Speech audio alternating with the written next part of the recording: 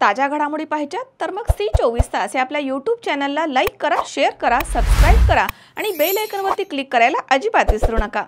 अहो ताई, तुम्हाला बोलले होते ना साईराम इलेक्ट्रॉनिक्स मध्ये एकदम धमाकेदार ऑफर चालू आहे। हो का? ते इथेच तर आहे। अरे मला तर खूप खरेदी करायची आहे। इथे फ्रीज, टीव्ही, इन्व्हर्टर बॅटरीज आणि वॉशिंग मशीन आणि आटा चक्की यावर आकर्षक बक्षिसे मिळतात। मी ऐकलंय इथे लकी ड्रॉ मध्ये इलेक्ट्रिक बाईक पण मिळते, हे खरं आहे का? हो ग, एकदम खरं आहे। इथे बक्षीस म्हणून 43 इंचेसचा स्मार्ट टीव्ही सुद्धा मिळतोय। खरं? आणि हे तिसरे बक्षीस मध्ये फ्रीज सुद्धा मिळतंय। अरे वा, छानच की। आणि इथे चौथे बक्षीस वॉशिंग मशीन सुद्धा मिळते आणि गिरणीचे चक्कर मारायचा तो प्रश्नच संपला। बक्षीस म्हणून आटा चक्की सुद्धा मिळते। अगं पण ही ऑफर कधीपर्यंत आहे? ही ऑफर 30 नोव्हेंबर 2025 पर्यंत आहे आणि हा लकी ड्रॉ सोडत आहे 11 डिसेंबर 2025। तसेच सर्व प्रकारचे फायनान्स सुविधा पण उपलब्ध। आमची खरेदी तर झालीये, आता तुमच्या खरेदीचं काय? आताच भेट द्या साईराम इलेक्ट्रॉनिक अँड बॅटरीजला। पत्ता खरेदी विक्री संघ, व्यापार संकुल, Nagar Manmad road, Rahuri. Sairam hospital test tube baby centre.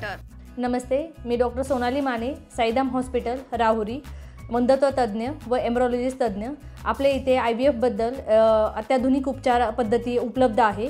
तर त्यामध्ये IVF, ICSI, embryo donation, egg freezing, sperm freezing तसेच सरोगसी माताबद्दल सल्ला पण आपल्या इथे दिला जातो। आपल्या इथे हमखास गुण येण्यासाठी प्रयत्न केले जातात। साईराम हॉस्पिटल लॅप्रोस्कोपिक सेंटर आणि test baby centre, court area, Bhagyashree हॉटेलच्या पाठीमागे, राहुरी। पारनेर नगराध्यक्ष पदाच्या निवडीमध्ये महायुती आणि महाविकास आघाडीमध्ये चांगलाच कलगीतुरा रंगला आहे। महायुतीनेच नगराध्यक्ष पदाची निवड प्रक्रियेमध्ये घोडेबाजार केल्याचा आरोप झाल्यानंतर महायुतीच्या वतीनं पारनेर शहरात पत्रकार परिषद घेत महाविकास आघाडीनं कशा पद्धतीनं दडपशाही आणि दहशत वापरत नगराध्यक्ष पद मिळवलं हे सांगितलंय। पारनेर इथे महायुतीच्या वतीनं पत्रकार परिषद घेण्यात आली। यावेळी भाजपचे नगरसेवक अशोक चेडे म्हणालेत की पारनेर नगरपंचायतच्या नगराध्यक्ष पदाच्या निवडीमध्ये दबाव निर्माण करत आणि 11 नगरसेवकांना नजरकैदेमध्ये ठेवून लोकशाहीचा गळा घोटण्याचा नगराध्यक्ष पदाच्या निवडीमध्ये महाविकास आघाडीनं प्रयत्न केला। खासदार निलेश लंके हे चुकीच्या पद्धतीनं राजकारण करत असून दहशत आणि दडपशाहीच्या मार्गानं नगराध्यक्ष निवडीमध्ये आणि बाहेरचे लोक पाठवून दबाव गट निर्माण करून त्यांनी नगराध्यक्ष पदाची निवडणूक जिंकली आहे। माजी नगराध्यक्ष नितीन अडसूळ यांनीच महायुतीच्या उमेदवाराला नगराध्यक्ष पदासाठी उमेदवारी अर्ज भरण्यास लावला होता, परंतु ऐनवेळी त्यांच्यावर दबाव आल्यामुळे त्यांनी काढता पाय घेतला असल्याचं दिसून येतंय। चुकीच्या पद्धतीनं पारनेर नगरपंचायतमध्ये राजकारण सुरू आहे। विकास कामांना प्राधान्य न देता दबाव तंत्राचेच राजकारण सुरू आहे।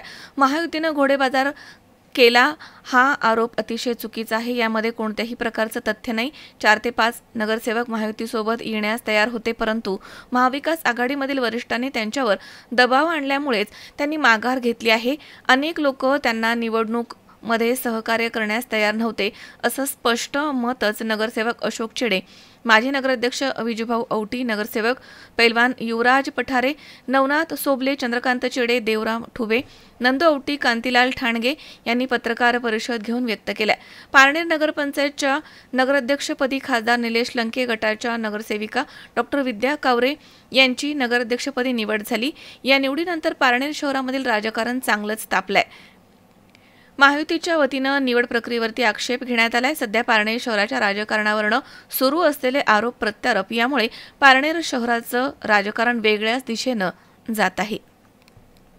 जी पारनेर नगरपंचायतचं नगराध्यक्षाचं जे इलेक्शन झालं त्या इलेक्शनमध्ये तुम्ही बघितलं असेल का आपले नवनिर्वाचित आमदार दाते सरांच्या मार्गदर्शनाखाली लोकांच्या मनातील खासदार सुजयदादा विखे पाटील यांच्या मार्गदर्शनाखाली कालचं जे पारनेर नगरपंचायतचं जे इलेक्शन झालं त्या इलेक्शनमध्ये आम्ही सर्व नगरसेवक एकजुटीने त्या ठिकाणी लोकशाहीच्या पद्धतीने लढत होतो आणि जे 5 नगरसेवक आमच्या संपर्कात होते त्यांना दडपशाहीच्या मार्गदर्शनाखाली राहून त्यांनी जो आम्हाला पाठिंबा दर्शवला होता तो पाठिंबा त्या ठिकाणी त्यांनी न दर्शवता आमचा त्या ठिकाणी पराजय झाला।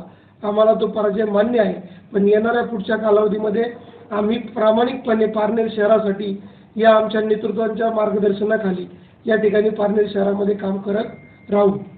आणि राहिला विषय तो माझ्या व्हीपचा, तर ज्या महाशयांनी मला व्हीप बजावलं त्यांना मला एकच प्रश्न विचारायचा आहे, ज्यावेळेस मी त्या गटाचा गटनेता होतो, माझा कुठल्याही प्रकारचा राजीनामा न घेता दुसरा त्या ठिकाणी गटनेता करून मी त्या गटाचा दुसऱ्या गटाचा मी सदस्यही नाही आणि सदस्य नसताना तुम्ही जो मला त्या ठिकाणी व्हीप बजावलं, त्या व्हीप बजावण्याच्या पाठीमागचं कारण मला काही कळलं नाही आणि त्या अनुषंगाने काल मी त्या ठिकाणी आमची जी पार्नरची जे 6 नगरसेवक होते त्या नगरसेवकांच्या बरोबर मी त्या ठिकाणी मतदान केलं लोकशाहीच्या पद्धतीने.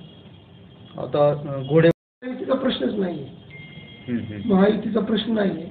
घोडेबाजार जे कोणी म्हणत असेल झाला त्यांनी आम्हाला या ठिकाणी दाखवून द्यावं. घोडेबाजार झाला असता तर आमचा काल आम्ही त्या ठिकाणी कमी नसतो पडलो. घोडेबाजार झाला असता हे कोणी काही बोलतंय, त्यात काय अर्थ नाही. त्यांना विचार किती नगरसेवक तुमच्याकडे घेऊन येतात ते आणि अजून एक काल जे नगरपंचायतचं नगराध्यक्ष पदाची निवडणूक झाली, ती निवडणूक सुरू होत असताना जो अध्यक्षाचा राजीनामा झाला त्यावेळेस प्रथम आमचे नेतृत्व आपल्या तालुक्याचे आमदार काशीनाथ दाते सर असतील, आमच्या सर्वांचं नेतृत्व सुजयदादा विखे पाटील असतील किंवा नामदार राधाकृष्ण विखे पाटील असतील, यांच्या नेतृत्वाखाली आम्ही काम करत असताना ज्यावेळेस अध्यक्षाचा राजीनामा झाला त्यावेळेस आमच्या नेतृत्वाने आम्हाला 6 जणांना बोलून घेतलं. मग दाते सर असतील, राहुल पाटील शिंदे असतील, यांनी आम्हाला प्रथम विचारलं की तुम्ही 6 जण आधी एका विचाराने काम करणार आहेत. आम्ही सांगितलं 6 जण आम्ही काम करणारच आहे, परंतु आमच्या संपर्कात 5 नगरसेवक आहेत. मग ते म्हटले ठीक आहे, 5 जण जर तुमच्याबरोबर असतील तर तुम्ही इलेक्शनला फॉर्म भरा. आणि आम्ही सगळ्यांच्या विचाराने अशोक शेठचा फॉर्म भरला. निवडणूक प्रक्रिया चालू असताना अगदी शेवटच्या मिनिटापर्यंत सगळे नगरसेवक आमच्या संपर्कात होते.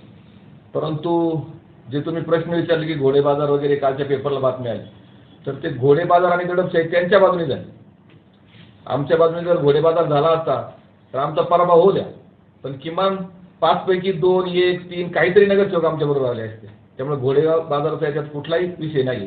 हे फक्त इलेक्शन दडपशाही, दादागिरी आणि घोडेबाजार त्यांनी केल्यामुळं ते जिंकलेले आहेत.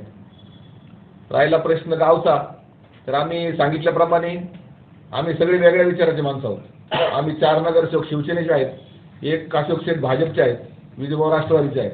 परंतु शहराचा विकास आणि शहराची शांतता टिकवण्यासाठी आम्ही विचारांनी एकत्र आलो होतो.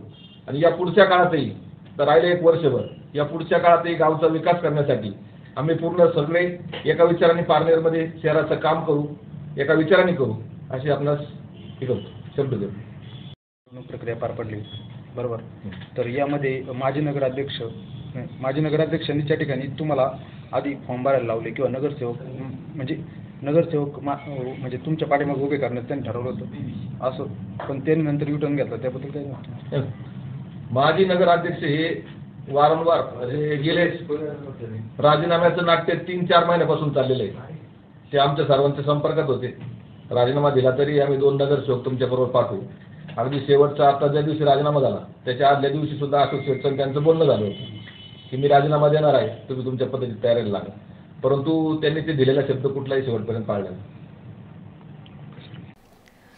विनोद गायकवाड, C24 तास, पारनेर.